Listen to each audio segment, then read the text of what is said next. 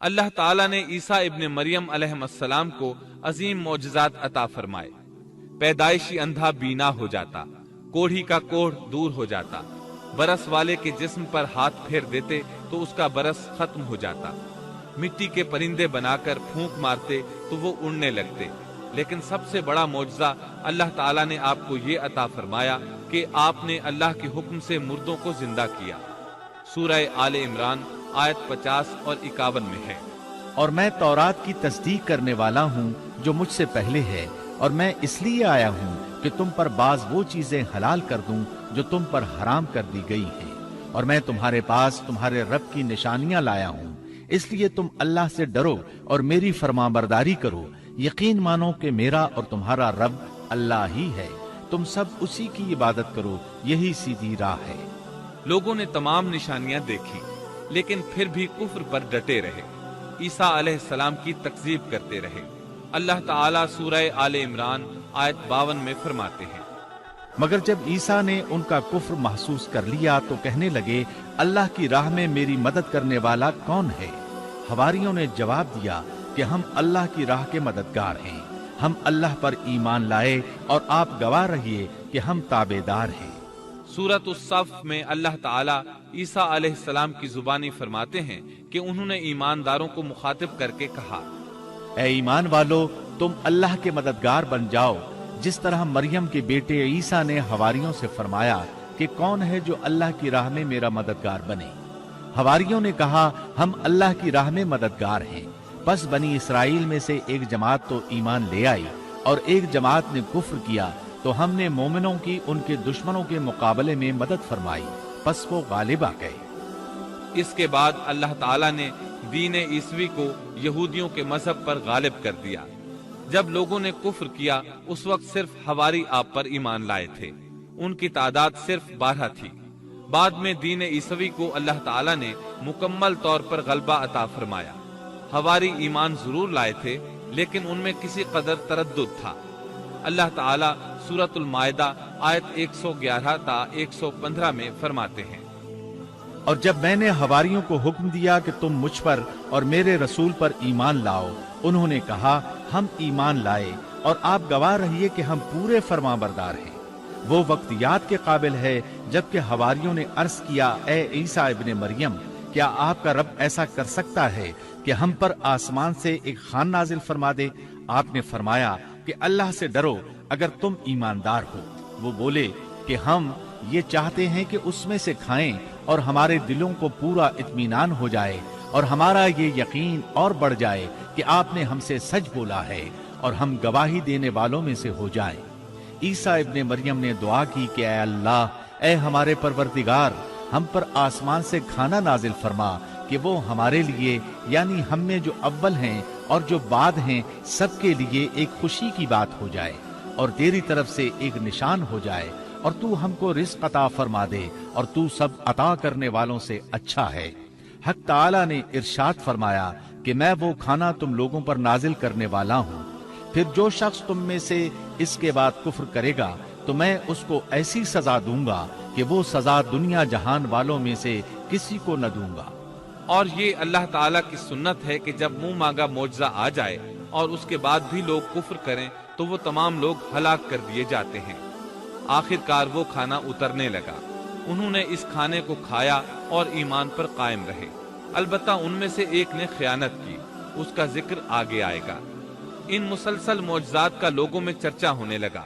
یہودی عالموں اور بادشاہوں کو اس بات کی فکر ستا رہی تھی کہ لوگ ان کی پیروی چھوڑ کر عیسیٰ ابن مریم علیہ السلام کے پیروکار بن رہے ہیں، گویا ان کی حکومت ڈگمگا رہی تھی، دنیاوی بادشاہت بھی ہاتھ سے نکل رہی تھی اور دینی امور کی قیادت سے بھی ہاتھ دھونے پڑ رہے تھے۔ یہ صورتحال دیکھ کر یہودی عالم یہودی بادشاہ کے پاس گئے، اسے عیسیٰ علیہ السلام کے بارے میں خوف زدہ کرنے لگے، کہنے لگے وہ خود کو یہود کا بادشاہ خیال کرتا ہے اور دعویٰ کر رہا ہے کہ جلد تم سے بادشاہت چھین لے گا۔ بادشاہ کو اپنی حکومت کی پڑ گئی، اس نے حکم دیا اسے سولی پر چڑھا دو۔ اس وقت سزا کا یہی طریقہ تھا، آدمی کو قتل نہیں کرتے تھے، سولی پر لٹکا دیا کرتے تھے، ہاتھوں پیروں میں کیل ٹھونک دیے جاتے تھے، اسی حالت میں لٹکا ہوا وہ ختم ہو جاتا تھا۔ اس طرح یہودیوں نے عیسیٰ علیہ السلام کے قتل کا پروگرام بنایا۔ یہ آپ کے رسول بننے کے 3 سال بعد کی بات ہے۔ انجیل متی کے مطابق یہودیوں نے جس شخص کو عیسیٰ علیہ السلام کے خلاف ابھارا تھا وہ روم کا گورنر تھا۔ اس کا نام پونتس پیلاطس تھا۔ اس نے اپنے سپاہیوں سے مل کر عیسیٰ علیہ السلام کو گرفتار کرنے کی سازش تیار کی اور عیسیٰ علیہ السلام کے ایک شاگرد یہودا اسکریوتی کو 30 دینار پر جاسوسی کے لیے تیار کر لیا۔ ان دنوں عیسیٰ علیہ السلام مذہبی تہوار فصح منانے بیت المقدس آئے ہوئے تھے۔ یہاں عیسیٰ علیہ السلام نے کھانا کھایا اور اپنے 11 شاگردوں سمیت شہر سے باہر کتسمنی نامی ایک جگہ پر رات گزارنے کے لیے تشریف لے گئے۔ پھر اپنے شاگردوں سے الگ ہو کر اللہ سے یوں دعا کی، اے میرے اللہ، اگر ہو سکے تو یہ پیالہ یعنی موت مجھ سے ٹل جائے۔ اس کے جواب میں تسلی نازل ہوئی۔ علماء کا اس بات پر اتفاق ہے کہ جب یہودی عیسیٰ علیہ السلام کے شاگرد یہودا اسکریوتی کی یہ رہنمائی پر وہاں پہنچے جہاں عیسیٰ علیہ السلام اور ان کے شاگرد تھے، تو ان لوگوں نے عیسیٰ علیہ السلام اور ان کے حواریوں کا محاصرہ کر لیا۔ عین اسی وقت اللہ تعالیٰ نے عیسیٰ علیہ السلام کو آسمان پر اٹھا لیا اور مخبری کرنے والے عیسیٰ علیہ السلام کے شاگرد یہودا پر عیسیٰ علیہ السلام کی مشابہت ڈال دی گئی۔ چنانچہ حکومت کے اہلکاروں، یہودیوں، حتیٰ کہ خود حواریوں نے بھی اسی کو عیسیٰ سمجھ لیا اور اسی کو لے جا کر پھانسی پر چڑھا دیا، جیسا کہ سورۃ النساء میں اللہ تعالیٰ فرماتے ہیں، اور اس وجہ سے بھی ہم نے ان پر لعنت کی کہ انہوں نے کہا کہ ہم نے مسیح ابن مریم جو کہ اللہ کا رسول ہے اسے قتل کیا ہے، حالانکہ نہ انہوں نے اسے قتل کیا اور نہ سولی دیا، لیکن ان کو شبہ پڑ گیا، اور جو لوگ اس میں اختلاف کر رہے ہیں وہ خود شک میں ہیں، انہیں حقیقت حال کا کچھ علم نہیں، محض ظن کے پیچھے لگے ہوئے ہیں۔ اور یہ یقینی بات ہے کہ انہوں نے عیسیٰ ابن مریم کو قتل نہیں کیا تھا، بلکہ اللہ نے اسے اپنی طرف اٹھا لیا تھا، اور اللہ بہت زور آور اور حکمت والا ہے۔